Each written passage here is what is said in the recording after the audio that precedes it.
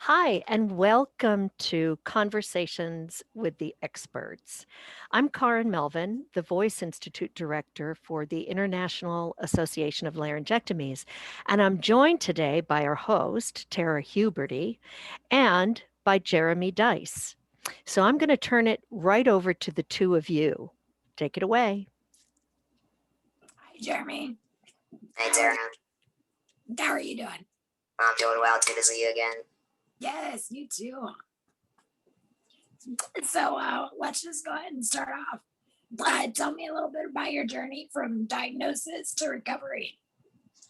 Yeah, so I was diagnosed with adenoid cystic carcinoma back in October of 2017, and I had just been married for like 3 or 4 months, so that was kind of a crazy time period because I'm just now um, getting into marriage and trying to figure out a cancer diagnosis at the same time. So I had my diagnosis in about October. Basically, I was having a hard time breathing. I just thought maybe it was asthma or something. I wasn't really sure, and then went to the doctor a few times because it wasn't like the first time they figured it out. So went to the doctor a few times, and finally, I got a CT scan, and they noticed um, a tumor that was in my esophagus or in my airway, right below my larynx, and so they did a debulking, and then we found out it was cancer. So that was a pretty hard time. I was actually about to go on a job interview like the day I found out. So it was like very dramatic. Like I didn't know what was gonna happen with everything. So cancel the interview. And so it was pretty upsetting. But um, that so that was in October, and then in January of the following year, I decided to get the surgery for the laryngectomy. I kind of wanted some time to like process everything, and by the time like January came around, like I was ready for it. Like I had come to terms with like the fact that this was gonna happen by then. So at the surgery in January, was in the hospital for about 9 days or so, and that wasn't a lot of fun. Like the surgery wasn't ideal, but you get through it. Like it was tough. And it wasn't as like bad as I thought it was, but looking back, I mean, during it didn't seem ideal, but it definitely wasn't the worst thing that could happen, right? And then I have had some recurrences since then. So I had a liver metastasis about a year later, and had to get radiation and ablation for that. So that's the relatively long story of where I am today. Yeah. Did you say that was 2017 you were diagnosed? Yeah, in October. Crazy. It's been 4 years. I know, right? I think about that a lot. I'm like, man, Right. What advice do you have for somebody getting ready to go the laryngectomy surgery? it's definitely going to be hard in the beginning. Like, I'm not going to sugarcoat it, but you can get through it. Like,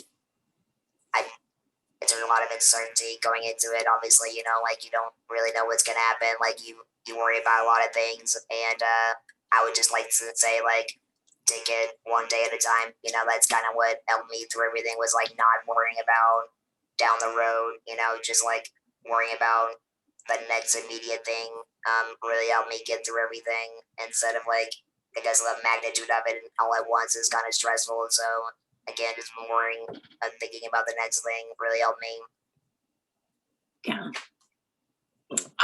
Do you have any advice for any caregivers? I think be patient is one of the biggest things. I think you don't really know what the person's going through, and it's just really hard to communicate. Obviously, at the beginning, when you don't know how to use a EL or esophageal speech or anything like that, so it's very frustrating not to be able to communicate and being isolated like that. So you feel isolated, and I think you need to reach out both ways. It's on the responsibility of the patient and the caregiver, but for also for the caregiver, like uh, I encourage them to like reach out to other caregivers, because I know that was really helpful for my wife. Like, I don't know what it's like to be a caregiver, but I can't relate to that. So she was able to reach out to the community and really has helped other people as well as gotten a lot of help back. So that's something I would definitely recommend. Yes. You have a great caregiver. Yeah, I do. What do you want medical professionals beginning to work with laryngectomies to know? One thing, and I don't know, it's kind of related, but like, I'm surprised by the like how people get confused between when like a tracheostomy is and a laryngectomy. So like I always get that. Surprisingly, like people seem to get that confused. So like just like terminology, I think is kind of important to know. But also like obviously the medical field is very broad, and every person in the medical field has a different job role, right? So I would like for them to think about what their job role is and how that may be different for a laryngectomy patient. So, for example, like I was getting an MRI. I think it was a few months. I've gotten many MRIs, unfortunately. One of them, and like I had to lay on my stomach. That's what they wanted me to do, and like that was not ideal for me because like I had to be like on a pillow, and like I was worried I wasn't gonna be able to breathe, obviously. So that got resolved, but just having that foresight of like, hey, like this procedure, whatever this is normally this, so like, wow, would this maybe be different for a laryngectomy patient? You know, not having them to do something like that beforehand, right? Yeah. Yeah, that is very true. What emotional impact did losing your voice have on you? I think one of the biggest things is the loss of independence. Like it's been a struggle, like feel like I can't do things, you know, like or not wanting to do things because like I'm worried about what other people will think or what I may or may not be able to do. I mean, just going to like ordering something at a food restaurant. We've been to the food restaurants together, you know, and tried to order food. Like you would think that would be easy, but like it's not, you know. So those basic things of like just those social interactions is much different or much more difficult sometimes, and that does take a toll emotionally because you're just like, why can't I do this? Is there something wrong with me? You know, and you start taking it internally. And I think like the diagnosis of a laryngectomy, like I think in the beginning you think a lot about the physical aspects of it. You know, like how is this gonna change? Like I don't, you know, about the logistics of it, but you don't really think about the emotional impact that it can take on you. Yes. All right, let's see. What have you learned about yourself because of this experience? So I think I'm a lot stronger than I think I am. Like I'm even kind of prepping for this. Like I'm like, dang, I've been through a lot, you know, like and I've done a lot since then, you know, and just reflecting on like you can do things, you know, and like it's not all doom and gloom, you know, like I often like, oh, can I do this? Can I not do this? Or like, what are my limitations? And like, there are obvious limitations, you know, but I think it's a more of a mental thing than it is anything. You know, if you think you can do it, you can do it within reason. Obviously, I mean, I'm not gonna go swimming, but you can do a lot. If I go swimming, you're gonna have to come swimming with me. Maybe I'll say maybe. All right. I've been in a pool though, and that was a big step. Like I have been in a pool, got a jacuzzi, you know. So I guess I have done that, but actually going swimming, that would be interesting. Yes. Did you just sit on the edge of the pool, or did you actually get in? I got into the jacuzzi part, and then my sister's pool has like a beach landing thing, or I don't know what they call it. But like I laid in there, so but Walk in. yeah, it's like I don't know, sunbathing area. That's awesome. All right. Uh, did having the laryngectomy impact your job? Yeah, I think it has, not as much as I sometimes think it has more than it has, and again, kind of again the mental part component of it. But I do support, and I've had 3 jobs since my laryngectomy, so that just kind of shows that it's affected it, but it hasn't. Like, you can still do things, and I'm still, progressed in my career. And I'm now getting a master's degree in cybersecurity. So that's been different being a student, as well. So it has, like, I rely on people differently. I've kind of adapted, I I don't choose to use the phone. Like, I can do voice. I notice I can do voice calls, and so doing work remotely, like if I do a video chat, like people are like, oh, obviously there's something going on. If I just do a regular phone call, people tend to get confused, and I need to proactively like say, hey, this is going on. I'm laryngectomy. I do sound a little different, right? But so it kind of hasn't. I've adapted to be able to figure it out. Yeah. You did your interviews with your electrolarynx, correct? Yeah. How did that go? The first well, like, it was better than I thought. Like, it wasn't really bad at all. Like, it was just like a normal interview, and that's one of the reasons why I work where I work in a university settings. Like, I feel like people are very open and outgoing and accepting of different people. So that was a choice I made, thinking that would be a good place. Making sure that that I was going to be in a safe space, right? That's great.